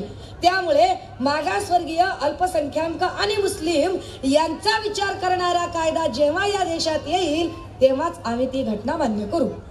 आणि 1928 ची ती घटना बारगळली, अगदी एका दिवसात बारगळली. कोणी त्याला किंमतच दिली नाही. मग काय करायचं? आता काँग्रेस अस्वस्थ झाली. अरे बापरे, हे तर लई ताकदवर आहे. एक माणूस उभा राहिला आणि एका फटक्यात ब्रिटिशांना सांगून आपली घटना सगळी अशी रदबातल ठरवली आता पठ्ठ्यानं. आता काय करायचं? पुन्हा चळवळ सुरू झाली. 1937 ला मग जिना वगैरे मंडळी पुढे आले आणि त्यांनी मुस्लिम लीगच्या वतीनं एक फतवा काढला. तेव्हा पाकिस्तान आणि भारत एकत्र होतं. 39 ला तो फतवा देशभर जाहीर केला आणि सांगतात काय? जिनाने सांगितलं, खबरदार काँग्रेसवाल्यांनी जर राज्यघटना तयार केली तर. एक वेळ बाबासाहेबांनी राज्यघटना तयार केली तर चालेल, कारण ते सगळ्या समूहाचा विचार करतील याची आम्हाला खात्री आहे. पण एकट्या काँग्रेसने जर राज्यघटना तयार केली तर आम्ही ऐकून घेणार नाही. 39 ला ही घटना घडली. ब्रिटिशांसाठी हा अलार्म होता, हा धोक्याचा गजर होता की अरे बापरे, नेहरू बद्दल या लोकांचं मत काही फार चांगलं नाही. म्हणजे नेहरू हा भामटा असला पाहिजे. मग जरा नेहरूला थोडस साईडला करूया, थोडा नेहरू साईड ट्रॅक करूया आणि आपण अजून काही वेगळं करूया. मग पुन्हा सांगितलं, म्हणले नाही बाबा, आम्ही हस्तक्षेप करणारच नाही, घटना तुमची तुम्ही लिहा. गांधी आणि नेहरू परस्पर दुसरीकडे गेले. घटना ठरवायची ना, परस्पर गेले दुसरीकडे. गेले कुठं? गांधी आणि नेहरू गेले फॉरेन कंट्रीज मध्ये. फॉरेन कंट्रीज मधला एक फार महत्वाचा माणूस, नाव मॅकआयव्हर. मॅकआयव्हर कडे गेले आणि म्हणाले, बाबा या साहेब म्हणले आमच्या देशाचा कायदा लिहायचा आहे. अहो चला म्हणले तुम्ही, इंग्रज आता आमचा देश सोडून जाणार आहेत, कायदा लिहायचा आहे, कसं करायचं ते सांगा. मॅकआयव्हर म्हणला, माझ्याकडे का बरं आलात? ते म्हणले, असं काय करता? तुम्ही घटना तज्ञ आहात, तुम्ही जागतिक कीर्तीचे अभ्यासक आहात, तुम्हाला कायदा कसा लिहायचा हे माहितीच आहे आणि तुमचा केवढा मोठा लौकिक आहे, तेव्हा तुम्ही आमच्या देशात येऊन कायदा लिहिला पाहिजे. विजय मानकर, एम्बसच्या विजय मानकरांच्या पुस्तकात हा संदर्भ तुम्हाला सापडेल. मॅकआयव्हर म्हणतो, थांबा थांबा, तुमची काहीतरी गल्लत होतीये. अहो मला कायद्याचं ज्ञान आहेच, मला कायदा कसा लिहायचा हे कळतोच आणि मी तुम्हाला मदत पण करायला तयार आहे. पण आधी मला तुम्हाला एक अत्यंत प्रांजळपणे गोष्टीची कबुली देऊ द्या की कायदा कसा लिहायचा, त्याचं आरेखन कसं करायचं, कच्चा आराखडा, मसुदा वगैरे गोष्टी कशा असतात, ह्या सगळ्या गोष्टी मी ज्या माणसाकडून शिकलो की नाही, तो माणूस तुमच्या देशात राहतो आणि त्याचं नाव डॉक्टर बाबासाहेब आंबेडकर आहे. बोला काय करतो? झाली का दोघांची पंचायत? मुकी खाकी बागा फिर वापिस आ गए. पाहिलं म्हणले कुठं बी गेलं तरी हेच पुढे असते. हा म्हणजे भिडन पोट वाढ म्हणायचा धंदा झालाय. कुठं बी जावं तर ह्याला, कुठं बी जावं तर ह्याच नाव सगळे घेतात. आता काय करायचं? करता करता करता या देशात घटना समितीची तयारी सुरू झाली. घटना समितीची निर्मिती करण्याचं काम सुरू झालं. बाबासाहेब सुद्धा त्या घटना समितीवर निवडून गेले. पण घोळ असा झाला की 14 ऑगस्ट 1947च्या मध्यरात्री भारतापासून पाकिस्तान वेगळा झाला आणि बाबासाहेबांची उमेदवारी ज्या मतदारसंघातून आली होती तो मतदारसंघ पाकिस्तान वेगळा झाल्यामुळे बाहेर पडला गेला. साहजिकच बाबासाहेबांची जी उमेदवारी आहे किंवा जे सदस्यत्व आहे ते रद्दबातल झालं.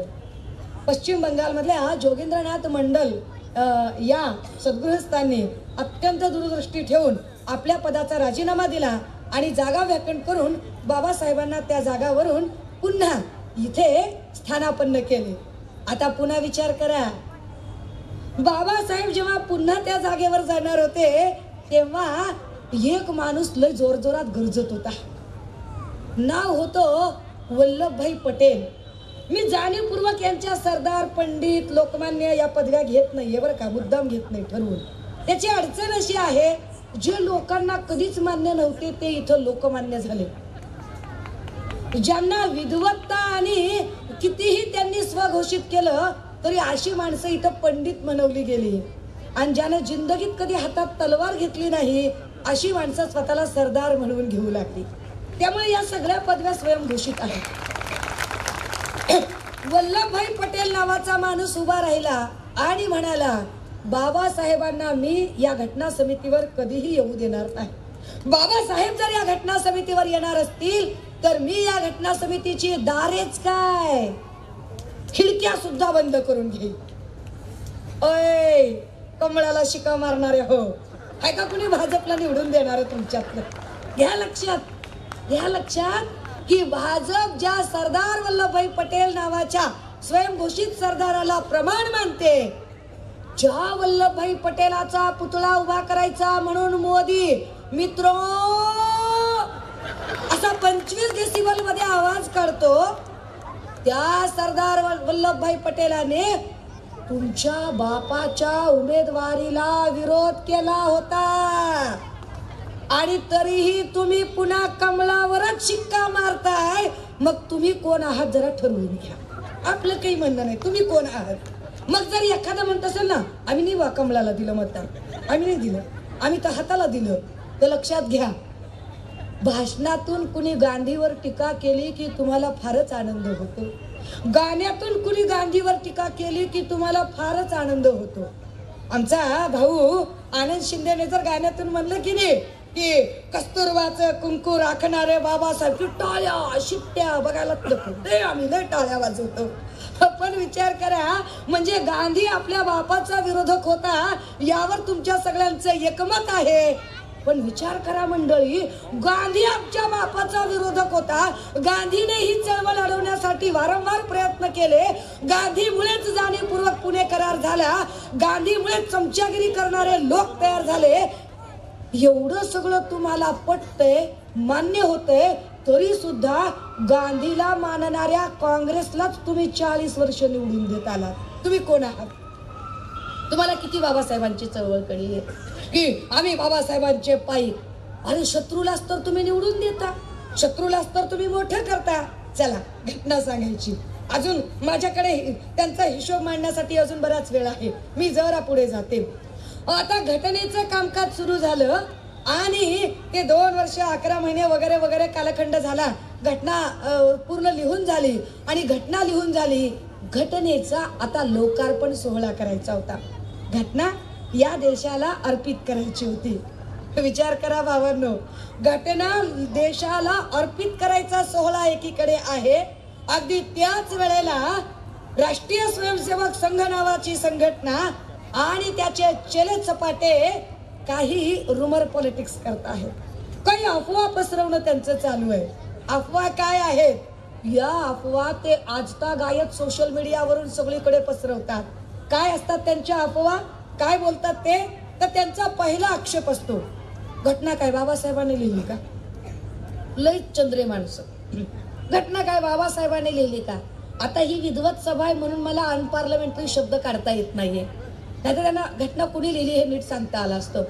घटना काय बाबासाहेबांनी लिहिली का असं म्हणणाऱ्या लोकांनी जरा लक्षात घ्यावं की तुमच्याकडे मोबाईल आहे, मोबाईल मध्ये अँड्रॉइड मध्ये आता नवीन व्हॉट्सअपचं अगदी अपडेट व्हर्जन्स आलेले आहेत, सोशल मीडियाचे वेगवेगळे ऍप तुमच्याकडे आहेत. व्हॉट्सअप हे त्यातलं सगळ्यात पॉप्युलर ऍप आहे. व्हॉट्सअप मध्ये तुम्ही एकमेकांना मेसेजिंग करता, शिकलेला असो, निम शिकलेला असो, अडाणी असो, पण आम्हाला व्हॉट्सअप आता कळतोय, आम्ही एकमेकांना मेसेजिंग करतोय. किती मेसेज करतो आम्ही एकमेकांना, काय पद्धतीने करतो? लई जिव्हाळ्याचा असेल तर थोडंफार 1-5-10 मिनिटाचं चॅट करतो. अदरवाईज आमची मेसेजिंगची पद्धत काय? Good morning, good afternoon, good evening, good night, sweet dream, take care, wish you, miss you, kiss you. ह्याच्या पलीकडे काही आम्ही जात नाही, ह्याच्या पलीकडे आम्ही लिहित बी नाही, वाचत बी नाही. आम्ही समजा एखादा जर असा 100 ओळीचा जर मेसेज आला की नाही आमच्याकडं, 100 ओळीचा, खरं म्हणजे व्हॉट्सअपच्या त्या स्क्रीनवर एका ओळीत 3 ला 4च शब्द बसतात, आणि असा जर 100 ओळीचा जर मेसेज आला इकडे काय असते रिॲक्शन, आम्ही कसे वागतो त्याच्यासोबत? तर आम्ही काय करतो, 100 ओळीच्या मेसेजला वरच्या 2 ओळी वाचतो, खालच्या 2 ओळी वाचतो, मधल्या 2 ओळी वाचतो. त्याच्यामध्ये जर आम्हाला बाबासाहेब, आंबेडकर, मनुवाद, मनुवादाच्या छताडावर व्यवस्था परिवर्तन, लढलं पाहिजे, आंदोलन, भीमसैनिक असे शब्द जर दिसले, आम्ही पुढचं काहीच बघत नाही, कॉपी, शेअर, पेस्ट, फॉरवर्ड. 100 ओळीचा मेसेज वाचायला हवी आमच्या जीवावर येतं. लक्षात घ्या, 100 ओळीचा मेसेज वाचण्याचा कंटाळा असणारी एक पिढी बाबासाहेब या देशाचं संविधान लिहिण्यासाठी तब्बल 250 देशांच्या कायद्याचा अभ्यास करतात आणि मग या देशाची राज्यघटना लिहितात. 250 देशांची. आता परत ते म्हणतात होय होय लिहिली 250 देशांचा अभ्यास केला, पण त्यांनी काय केलं तर म्हणले बाकीच्या देशांचं वाचलंच ना. पण बाकीच्या देशांचा अभ्यास करून त्या देशातली एखादी गोष्ट आपण घेताना इथल्या सामाजिक सांस्कृतिक इथल्या धार्मिक या सगळ्या जो काही सिनारिओ आहे या सगळ्या पार्श्वभूमीवर काय आवश्यक ठरेल, काय गरजेचं ठरेल याचा विचार करून ते स्वीकारलं गेलं. म्हणजे बघा, उदाहरणादाखल या देशात लोकशाही स्वीकारायची होती, इंग्लंडच्या राज्यघटनेचा अभ्यास केला, संसदीय लोकशाही घेतली. इथे संघराज्य पद्धत स्वीकारायची होती, अमेरिकेच्या राज्यघटनेचा अभ्यास केला, संघराज्य पद्धत घेतली. केंद्राचे आणि राज्याचे संबंध कसे असतील, सेंट्रल गव्हर्नमेंट आणि स्टेट गव्हर्नमेंट, ऑस्ट्रेलियाचा अभ्यास केला आणि संघसूचीची पद्धत घेतली. इथं समजा तुम्हाला फंडामेंटल राईट्स मूलभूत हक्क द्यायचे आहेत, फ्रेंचच्या राज्यक्रांतीचा अभ्यास केला जातो आणि मग इथं फंडामेंटल राईट्स येतात. मार्गदर्शक तत्व आणायची आहेत, आयर्लंडच्या राज्यघटनेचा अभ्यास केला आणि मार्गदर्शक तत्व घेतली गेली. अगदी त्याच बरोबर समजा आणीबाणी, एखादी जर इमर्जन्सी आली, आणीबाणीचं तत्व, वायमर जर्मनीच्या वायमर प्रजासत्ताकाचा अभ्यास केला आणि इथं आणीबाणीचं तत्व आलं. प्रत्येक देशाचा अभ्यास करून या देशासाठी जे जे म्हणून चांगलं होतं ते अंगीकारलं गेलं, ते स्वीकारलं गेलं. तर पुन्हा काही जण म्हणतात हो सगळंच खरंय, पण घटना काय एकट्या बाबासाहेबांनाच लिहिली असेल का, घटना काय एकट्या बाबासाहेबांनाच लिहिली असेल का. आता आम्ही सांगून थकलो की अरे बाबा त्या समितीवर जेवढे काही होते त्यातले काही लोक रजेवर होते, काही लोक आजारी पडले, काही बिचारे गचकले, खर्चले, काही होते संडेसाठी होते किंवा लग्न झालेले होते, ते बिचारे कुणी रजेवर गेलं, कुणी सुट्टी घेतली, कुणी राजीनामा दिला. काही एकदमच जर सडेफटिंग असतील मुंजे ऐक नाही असे काही, ते बिचारे मोदी सारखे देशोधडीला लागल्यासारखे देश फिरत राहिले. एकच माणूस होता जो टिकून होता, जो या राज्यघटनेसाठी काम करत होता, ज्यांना हे माहिती होतं की जरा जरी चूक झाली तर माझ्या समाजावर फार मोठा अन्याय होणार आहे, डोळ्यात तेल घालून अहोरात्र काम करत होते, ते बाबासाहेब. पण एवढं सांगितलं तरी त्यांना खात्री पटत नाही. तरी त्यांचं म्हणणं की घटना काय एकट्या बाबासाहेबांनी लिहिली का, त्याला एक ढळढळीत पुरावा आहे. मी आमच्या योगेश भाऊचा म्हणजे स्पेशल थँक्स करते, आभार मानते की हे चांगलंच केलंच भैयू, हे फारच छान केलं की मागचं जे बॅकग्राऊंड तयार केलं ना, या बॅकग्राऊंड बॅनर मध्ये फोटो टाकला, फोटो मध्ये बाबासाहेब राज्यघटना देत आहे आणि कोण कोण घेत आहे, देशाचे प्रतिनिधी म्हणून नेहरू घेत आहेत, शास्त्री घेत आहेत, मौलाना घेत आहेत, आणि घटना कोण देतोय, एकच वाघ देतो, एकच. आणि हा फोटो आपण नाही केलेला, हा फोटो इतिहासातला फोटो आहे, हा फोटो हिस्टोरिकल आहे, हा फोटो दिल्लीच्या पार्लमेंट मध्ये लावलेला फोटो आहे. अरे जर ही घटना या वाघाने तयार केली नसती तर तुम्ही खुशाल तो फोटो काढायची हिम्मत करू शकला असतात ना. गव्हर्नमेंट रेकॉग्नाइज्ड फोटो ज्या अर्थी इथं येतो त्या अर्थी तुमच्या बापजाद्यांनी मान्य केलं पाहिजे की ही घटना डॉक्टर बाबासाहेब आंबेडकरांनी तयार केली. काही पद्धतीनं लोक आक्षेप घेत राहतात. घटना लिहिली गेली, घटनेचा लोकार्पण सोहळा आहे. लोकार्पण सोहळा करताना बाबासाहेबांनी केलेलं भाषण फार महत्वाचं होतं. बाबासाहेब बोलतायत आणि घटनेच्या लोकार्पण सोहळ्यात बाबासाहेब म्हणतायत की पहा आम्ही आमच्या परीने ही घटना तयार केली आहे. हा पण ही घटना तयार करताना आम्ही जेवढं शक्य आहे तेवढं चांगलं या घटनेत देण्याचा प्रयत्न केला आहे. पण बदल सृष्टीचा नियम आहे. बुद्धांनी अनित्यवाद सांगितला, काळ सतत बदलत राहतो आणि या अनित्यवादाचे स्मरण ठेवत तुमच्याही हे लक्षात राहू द्या की कधी काळानुरूप या घटनेत तुम्हाला जर बदल करावासा वाटला तर तुम्ही निर्धास्तपणे तो करू शकता. तुम्हाला कायद्यात बदल करायचा अधिकार आहे आणि तशी मी प्रोव्हिजन करून ठेवत आहे. ती काय प्रोव्हिजन असेल तर ते सांगतात की जर तुम्हाला ही घटना कधी बदलाविषयी वाटली, काही तुम्हाला छोटे मोठे बदल करावेसे वाटले, काही नव्याने घ्यावंसं वाटलं, काही जुनं काढून टाकावंसं वाटलं, तर मी याच्यामध्ये कलम 368 ची एक प्रोव्हिजन करून ठेवलेली आहे. ती तुम्हाला करता येऊ शकेल. बाबासाहेबांनी ही प्रोव्हिजन करून ठेवली. वर ते सांगतायत की घटना कितीही चांगली लिहिलेली असली तरी घटनेची अंमलबजावणी करणारे लोक कसे आहेत यावर या घटनेची यश अपयश अवलंबून आहे. समजा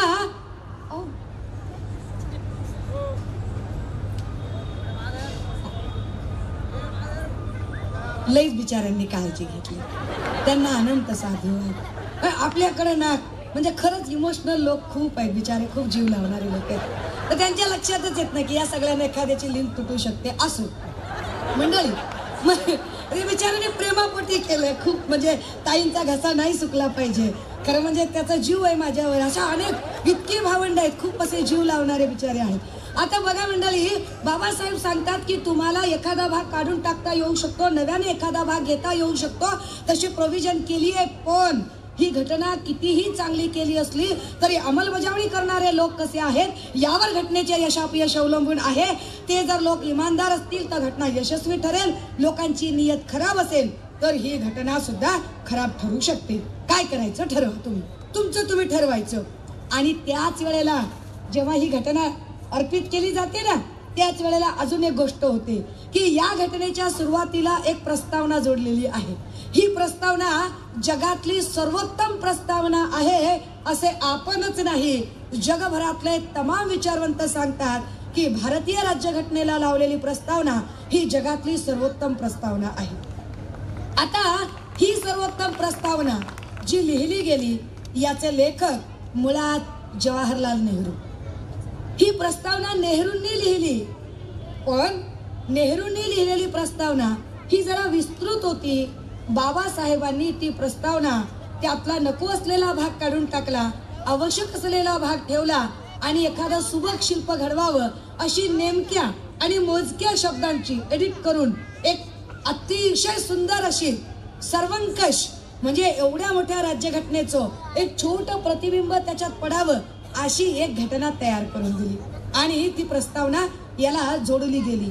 ही प्रस्तावना जोडताना या प्रस्तावनेवर अनेक डिबेट झाले आणि ते जे कॉन्स्टिट्यूशनल डिबेट आहेत त्या डिबेटमधून या प्रस्तावनेचे 3 भाग पडले. जी पोरं UPSC करतात, MPSC करतात, तलाठी, ग्रामसेवक, काय ते मंडल, BDO, AO या सगळ्या परीक्षा देतात ना, या सगळ्या पोरांना या प्रस्तावनेचा अभ्यास केल्याशिवाय पुढे जाता येत नाही. कारण त्यात ठरवून 20 मार्काचा सिलेबस या प्रस्तावनेशी निगडीत आहे. त्यामुळे जी कोणी पोरं इथं अभ्यास करत असतील त्यांनी जरा ही प्रस्तावना नीट समजून घ्यायची. या प्रस्तावनेचे 3 भाग डिबेटच्या वेळेलाच ठरले. त्या 3 भागातला पहिला भाग होता ओरिजिन ऑफ द कॉन्स्टिट्यूशन. ही घटना कोणी तयार केली, या घटनेचा निर्माता कोण असेल. दुसरा भाग आहे nature and scope of the constitution, या घटनेचं स्वरूप काय असेल. तिसरा भाग AIIMS and objects of the constitution, या घटनेचं ध्येय काय. पहिला भाग काय, ओरिजिन. ही घटना तयार कोणी केली, तो घटना समितीवर खूप लोक होते. आता जे लोक होते जरी मध्ये गैरहजर असले तरी आपल्याकडे चुकलेला फकीर मस्जिदीला हजर अशी एक म्हण असते. हे जरी इकडे तिकडे गेले असले तरी समर्पण करण्याच्या वेळेला हे सगळे हजर होते की. आणि त्यांच्यात चर्चा झाली की घटना कोणी तयार केली वा, तर घटना कोणी तयार केली, कुणी कुणाला क्रेडिट द्यायचे, तर यावर शीख धर्माचे लोक होते. शीख धर्माचा माणूस उभा राहतो, प्रतिनिधी उभा राहतो, तो सांगतो सुरुवात करा या घटनेची. कशी सुरुवात करा, वाहेगुरु की खालसा वाहेगुरु की फतेह. बाबासाहेब म्हणतात वह फिटे मुंह चुबाट, भाई नहीं जमेगी बात. हाँ भाई तुसी सठिया गए हो, नहीं जमेगी बात. क्यों नहीं जमेगी, वाहेगुरु से अगर शुरुआत की ना तो सिर्फ और सिर्फ सरदारों की कौम ही उसे मानेगी, बाकी के लोग नहीं मानेंगे. हा कायदा मग फक्त शिखाचेच लोक मानतील, पण जे लोक इतर धर्मांचे आहेत ते हा कायदा ऐकणार नाहीत. मग मग ठीक आहे म्हणाले. इतक्यात मग असे मुस्लिम लोक उभे राहिले. ते म्हणे हरकत नाही, मग अशी सुरुवात करा, अल्लाह को हाजिर नाजिर मान के. बाबासाहेब बोले अरे नाही रे, नाही नाही, असं काही चालत नाही. अल्लाह को हाजिर नाजिर मान के बोले ना तो सिर्फ अल्लाह के लोग उसे देखेंगे, अल्लाह के लोग उसे मानेंगे, बाकी लोग नहीं मानेंगे. मग काय करावं? मग हिंदू उठताय, हिंदू सांगतायत सर्व साक्षी ईश्वराला प्रमाण मानून, अशी सुरुवात करा. बाबासाहेब म्हणतात नाही जमणार. मग ईश्वराला ते तेवढेच लोक ऐकतील, बाकीचे लोक नाहीत ऐकणार. मग ख्रिश्चन उठले. ते म्हणतात in the name of God, अशी सुरुवात करा. आकाशातल्या बापा तू खाली ये, आकाशातल्या बापा तू खाली ये. जिवंत बापाला लवकर पाणी विचारणार नाही, आकाशातल्या बापा तू खाली ये. बाबासाहेब म्हणतात नाही चालणार. गॉडच्या नावाने सुद्धा ही घटना करता येणार नाही. का करता येणार नाही? बाबासाहेब डिबेट करतात, भाषणात सांगतात, लोकार्पण सोहळ्यामध्ये सांगतात आणि ते म्हणतात की ही घटना आम्ही कुठल्याही धर्माच्या नावाने अर्पित करत नाही आहोत. कारण या देशामध्ये समजा या देशामध्ये हिंदूंचा ख्रिश्चनांचा पवित्र ग्रंथ बायबल आहे, बौद्धांचा पवित्र ग्रंथ त्रिपिटक आहे, शीखांचा पवित्र ग्रंथ गुरुग्रंथ साहिब आहे, मुसलमानांचा पवित्र ग्रंथ कुराणे शरीफ आहे, हिंदूंचा तसा एक नाही पण त्यातली त्यात भगवद्गीता आहे. परंतु समस्त भारतीयांचा पवित्र ग्रंथ कुठला असा जर प्रश्न विचारला गेला तर त्याचं उत्तर मात्र एकच येईल की समस्त भारतीयांचा पवित्र ग्रंथ भारतीय संविधान आहे. त्यामुळे या देशाची राज्यघटना ही कुठल्याही येशूने तयार केली नाही. या देशाची राज्यघटना कुठल्याही अल्लाने, येशूने, गॉडने, प्रेषिताने, अल्लाच्या बंद्याने, खुदाच्या बंद्याने, येशूच्या प्रेषिताने, येशूच्या प्रिय पुत्राने, कुठल्याही रामाने, कृष्णाने, कृष्णाच्या गवळणीने अजिबात तयार केलेली नाही. ही घटना कोणी तयार केली? ही घटना 2 हाताच्या 2 पायाच्या माणसांनी, भारतातल्या माणसांनी, भारतातल्या माणसांसाठी, भारतातल्या माणसांची घटना तयार केली. आणि म्हणून संविधान सभेचं पहिलं वाक्य आलं जे आपण सगळ्यांनी म्हटलं, we the people of India. आम्ही भारताचे लोक. आम्ही ख्रिश्चन नाही, आम्ही हिंदू नाही, आम्ही बौद्ध नाही, आम्ही शीख नाही. काय? आम्ही भारताचे लोक या देशाप्रती हे संविधान स्वीकृत, अंगीकृत, समर्पित करीत आहोत. पहिला भाग. दुसरा भाग काय? Nature and scope. म्हणजे काय? या घटनेचं स्वरूप कसं असेल? सा स ध लोग असं हे स्वरूप असेल. सा स ध लोग काय? UPSC MPSC ला क्रम विचारला जातो. योग्य क्रम शब्दांचा लिहा. मग लोग स सा ध, ध सा स लोग असे काहीतरी क्रम टाकले जातात. आणि एका मार्कासाठी कलेक्टरच्या परीक्षेला प्रश्न विचारला जातो. योग्य क्रम कुठला? योग्य क्रम सा स ध लोग. सा स ध लोग, सा सार्वभौम, स समाजवाद, ध धर्मनिरपेक्ष, लो लोकशाही, गगनराज्य. 5 शब्द येतील. सा सार्वभौम. सार्वभौम म्हणजे या देशात घटना सर्वोच्च असेल, या देशात घटना सर्वोत्तम असेल, कायदा सर्वश्रेष्ठ असतील, बाकी कोणी किती का तिस्मार खान असेना. म्हणजे काय? म्हणजे असे मंडळी की बघा, या देशाच्या पंतप्रधान पदावर आजपर्यंत पॅन्टवाले आले, लुंगीवाले आले, धोतरवाले आले, पगडीवाले आले आणि बुशर्ट घालणारे जॅकेटवाले सुद्धा आले. हे सगळे जे काही लोक आले ना, पॅन्टवाले, लुंगीवाले, धोतरवाले, पगडीवाले, म्हणजे बघा पॅन्टवाले ते काय नरसिंहराव वगैरे, लुंगीवाले देवेगौडा, पगडीवाले मनमोहन सिंग, धोतरवाले अटल बिहारी, हे कुणीही येऊ, राजकारण कायम आतल्या खाकी चड्डीनं केलं, कायम. पण राजकारण ज्या आतल्या खाकी चड्डीने केलं, त्या खाकी चड्डीला बाबासाहेबांचे संविधान अजिबात मान्य नाही. त्यांना फार त्यांची चरफड होते, त्यांची अशी चिडचिड होते की काय हे इतकं सगळं करूनही आम्हाला पुन्हा तिथेच जायला लागतं. का चरफड होते? कारण अडचण अशी आहे की लुंगीवाले, पॅन्टवाले, पगडीवाले, धोतरवाले या सगळ्यांचा मेंदू हा ठराविक एका साच्यातला आहे. त्यांना बाबासाहेब मान्य नाहीत, त्यांना बाबासाहेबांची घटना मान्य नाही, पण त्यांची अडचण फार मोठी आहे. जन्माची मेक ज्याला म्हणू आपण. त्यांची अडचण अशी आहे की त्यांची इच्छा असो अगर नसो, दर 15 ऑगस्टला आणि 26 जानेवारीला दिल्लीच्या लाल किल्ल्यावरून त्यांना याच तिरंग्यावरच्या बाबासाहेबांनी कोरलेल्या त्याच अशोक चक्राला सॅल्यूट करावा लागतो. हा कायदा आहे. काय स्वरूप असेल? घटना सगळ्यात सर्वश्रेष्ठ असेल आणि म्हणून तुम्ही तुमची इच्छा असो अगर नसो तुम्हाला तिथं सॅल्यूट करायचं आहे. तुमची इच्छा असो अगर नसो, या देशाची सूत्र तुम्ही भलेही तुमच्या हातात असतील, भलेही या देशाची बागडोर तुम्ही सांभाळत असाल, पण या देशाची सूत्र हातात घेताना जेव्हा तुमचा शपथविधी होतो ना, सगळ्या पॅन्टवाल्या, धोतरवाल्या, पगडीवाल्यांचा, तो शपथविधी होण्याच्या आधी त्यांना परमिशन घ्यायला लागते. मैं भारत के संविधान के प्रति परमिशन घ्यावी लागते. भारतीय संविधानाला प्रमाण मानल्याशिवाय त्याला पुढे जाता येत नाही. तर तसा कायदा आहे ना, म्हणजे काय? कायदा सर्वश्रेष्ठ असेल. या देशात कायदा सार्वभौम आहे. कशी आहे ही घटना? सार्वभौम आहे. दुसरा शब्द समाजवाद. इथे समाजवाद आहे. समाजवाद म्हणजे काय? काही उद्योग राज्याच्या मालकीचे, काही उद्योग व्यक्तीच्या मालकीचे, काही उद्योग दोघांचे मिळून. म्हणजे कसं? रेल्वे खातं, कोळसा खातं, बँक खातं हे सरकारच्या मालकीचं, कटलरी दुकान, कापड दुकान, मेडिकल दुकान व्यक्तीच्या मालकीचं, तर एसटी महामंडळ, वीज महामंडळ दोघांच्या मिळून मालकीचं. समाजवादी अर्थव्यवस्था सांगितली. समाजवादाचा अजून सोपा अर्थ सांगता येऊ शकेल की जर जो शिकलेला आहे त्याला नोकरी द्या, ज्याला नोकरी नाही त्याला उद्योगधंद्याचं भांडवल द्या, ज्याला भांडवल नाही त्याला रोजगार हमी योजनेचं काम द्या, ज्याला तेही नाही त्याला बेरोजगारीचा भत्ता द्या, पण राज्यात कुणी उपाशी राहणार नाही याची काळजी घ्या. हा कायदा आहे. आता कदाचित आमच्या काही माय मावल्यांना हेही कळलं नसेल तर अजून सोपं, आपल्याकडे सगळे आयडिया आहेत ना, अजून सोपं जे मी कायम सांगत आले अनेक वेळा, तुमच्याकडे पहिल्यांदा बोलते पण तुम्हाला हे कळलं पाहिजे की समाजवाद म्हणजे काय. तर बघा, तुम्ही कधी आमच्याकडे मराठवाड्यातले आमचे एक आता दादा भेटले येताना आम्हाला. आता मराठवाड्यात जर तुम्ही गेलात ना तर झाडच दिसत नाहीत, खुरटी झाडं दिसतात आणि बांधाला वगैरे नुसते असे केताडीचे बांबू दिसतात. बांबू कसे असतात माय? हे बांबू असे उंच वाढलेले असतात. बांबू इतके उंच वाढलेले असतात ना की बांबूचं शेवटचं टोक दिसत नाही.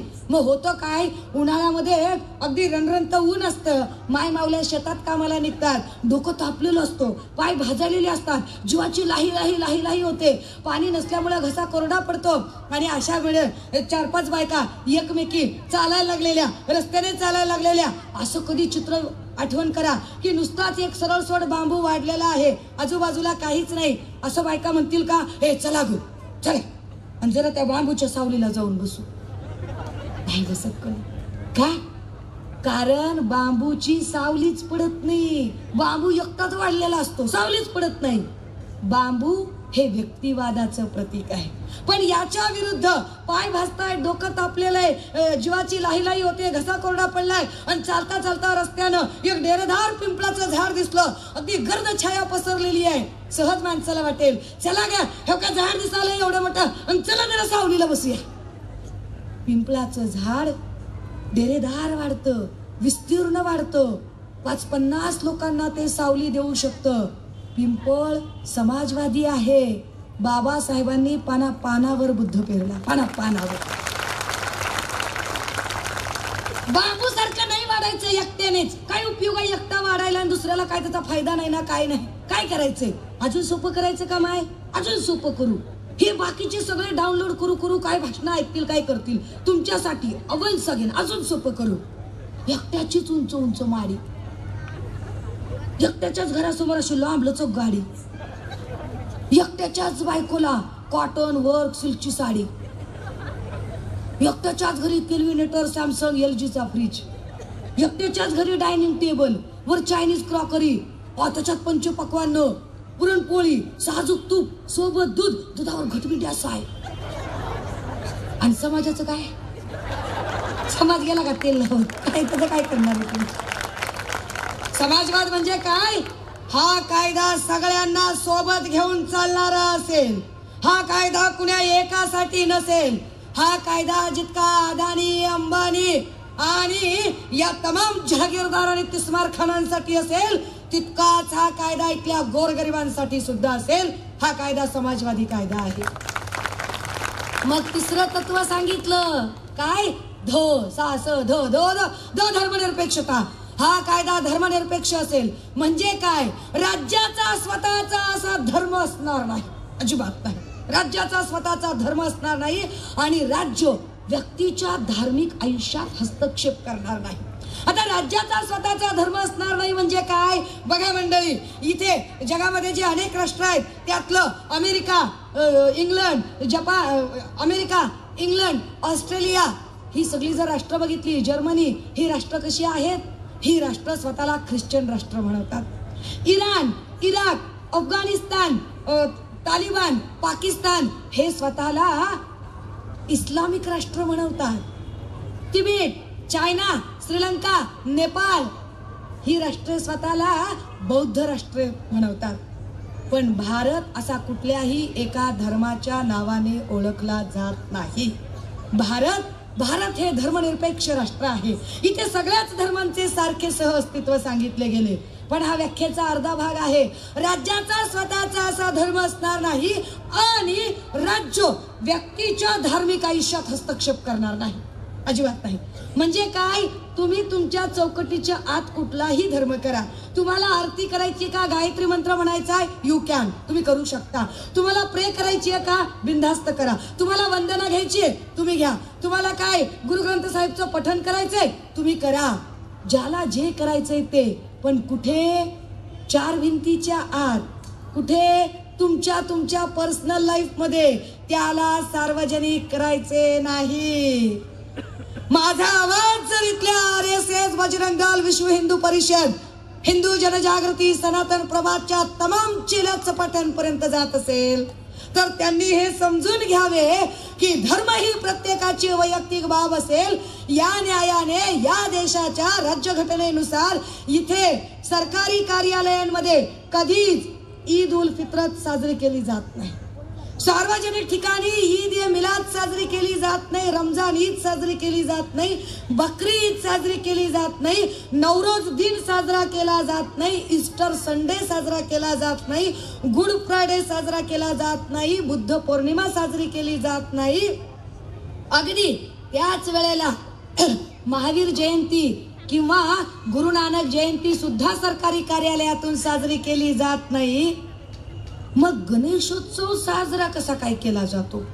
सार्वजनिक ठिकाणी तर कुठलाच उत्सव करायचा नाही सरकारी कार्यालयांमधून.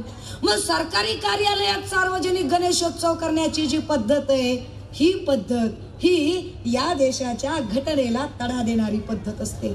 बाबासाहेबांच्या डोक्यात जर एखाद्या धर्माबद्दल आकस असता तर कदाचित त्यांनी वेगळं काही लिहून ठेवलं असतं. पण सगळ्या धर्माचा आदर करणारा माणूस, सगळ्या धर्मांचं सहअस्तित्व, इथं सगळ्याच धर्मांना सारखं वेटेज दिलं गेलं. म्हणजे बघा, इथं ख्रिश्चन धर्मीय भावंडांच्यासाठी गुड फ्रायडेची सुट्टी आहे, ईस्टर संडेची सुट्टी आहे, ख्रिसमसची सुट्टी आहे. मुस्लिम भावंडांच्यासाठी ईद ए मिलादची सुट्टी, बकरी ईदची सुट्टी, ईद उल फित्रची सुट्टी.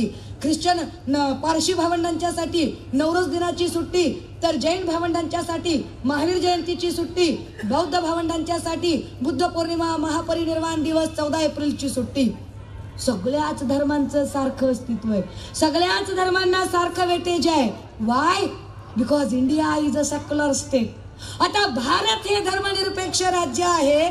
असे असताना सुद्धा राजनाथ सिंग सारखा माणूस, मला तर वाटतं हे कॉप्या करून पास झालेले लोक आहेत का काय की, राजनाथ सिंग सारखा माणूस बिनधास्त म्हणतोय की धर्मनिरपेक्षता, सेक्युलरिज्म का सही भाषांतरण पंथी निरपेक्ष होता है. आईला कुठल्या शाळेत शिकलोय कुणाच ठाऊकते. बरं, आपण त्याला म्हणतोय तुला काही ट्युशन पाहिजे असेल आणि मी फुकट शिकवते, पैसे सुद्धा घेत नाही, तुला शिकवायची तयारी आहे माझी, बघ जमते का ते. धर्मनिरपेक्षतेचा अर्थ पंथनिरपेक्ष होऊच शकत नाही. परंतु ज्यांना कुणाला एकाच धर्माचा अजेंडा चालवायचा असेल ती मंडळी जाणीवपूर्वक या शब्दासोबत खेळ करत राहतात. धर्मनिरपेक्ष हा शब्द त्यांच्या लक्षात येत नाही. चला मंडळी, जरा अजून पुढे जाऊया. अजून पुढे काय की सार्वभौम समाजवाद, धर्मनिरपेक्ष लोकशाही लोकशाही म्हणजे काय? लोकांनी, लोकांचे, लोकांसाठी चालवलेले राज्य म्हणजे लोकशाही. खरं म्हणजे आपल्याकडे अशी लोकशाही सध्या दिसतच नाही. आपल्याकडे सध्या मुठभरांनी, मुठभरांचे, मुठभरांसाठी चालवले राज्य म्हणजे ठोकशाही. असा सगळा ठोकशाहीचा कार्यक्रम आहे आपल्याकडे. म्हणजे गरीब खाई गचांड्यान धटाई खाई मिठाई कार्यक्रम चालू आहे. ज्याच्या मनगटात बळ तो आपला कार्यक्रम पुढे चालवत आहे त्याच्या पद्धतीने. मग आलं गणराज्य. मी गणराज्यावर अनेक वेळा बोलून झाले. गणराज्याचेच इंग्रजी भाषांतरण रिपब्लिकन असे होते. हाच रिपब्लिकन शब्द घेऊन बाबासाहेबांनी आपल्या पक्षाचे नाव रिपब्लिकन पार्टी ऑफ इंडिया असे दिले. हा जो काही रिपब्लिकन पार्टी ऑफ इंडिया नावाचा पक्ष आहे हा गणराज्य पद्धतीवर आधारलेला असेल. गणराज्य म्हणजे काय? तर इथे राजा राजाच्या पोटी नाही, राजा मतपेटीतून जन्माला येईल. एकाच घरातला राजा असणार नाही. पण आपल्याकडे तशी काही परिस्थिती दिसत नाही.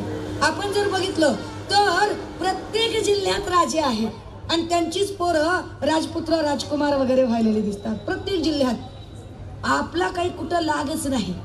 परळीला गेलं की मुंड्यांचं राज्य, त्या लातूरात गेलं की देशमुखांचं राज्य, अलीकडे बिडात आलं तर सगळ्या त्या जयदत्तांना क्षीरसागरचं राज्य, नगरमध्ये गेलं तर सगळं विखे पाटलांचं राज्य, बाजूला थोडं संगमनेर शिल्लक राहतं तर बाळासाहेब थोरातांचं राज्य.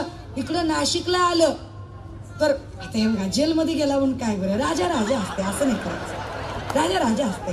हा, नाशिकात आलं की भुजबळांचं राज्य, तिकडं सोलापुरात गेलो की मोहिते पाटलांचं राज्य, खाली इकडं सांगलीत गेलो की बाळासाहेब माने, निवेदिता मानेंचं राज्य, सांगलीपासून पुन्हा जरा पुढे गेलं इचलकरंजी भागात गेलं हातकणंगलेकडं की महाडिकांचं राज्य, खाली जरा कोल्हापूरकडे गेलं की ते आवाड्यांचं, कलाप्पा आवाडे, प्रकाश आवाडे त्यांचं राज्य, तिथनं खाली जर कोकणात गेलो की नाही सिंधुदुर्गात तर पुन्हा ठरलेले म्हणजे नारायण असं ठरला म्हणून काय बरं, राजा राजा असतो. आता हा भाग वेगळा की त्याची अवस्था भाजपनं लईच बेकार करून टाकली. हा, तोंड दाबून बुक्याचा मार आहे बिचाराला. स्वाभिमान जरी त्यानं भाजपकडे गहाण ठेवला असला तरी नारायण राणे राजा माणूस आहे. आपण त्याला आपण नाही वाईट बोलायचं, आपण चांगलं म्हणायचं, आपण त्यांना राजा म्हटलं पाहिजे. तर त्याचं नारायण राणेचं राज्य, मुंबईत गेलो तर ठाकरेंचं राज्य. हा, म्हणजे तुम्हाला वाटत असेल बाबा की उद्धव ठाकरे, राज ठाकरे, अजिबात हे असं काही वेगळं नाही. उद्धव ठाकरे, राज ठाकरे नवरा बायकोचं भांडण आहे आपलं.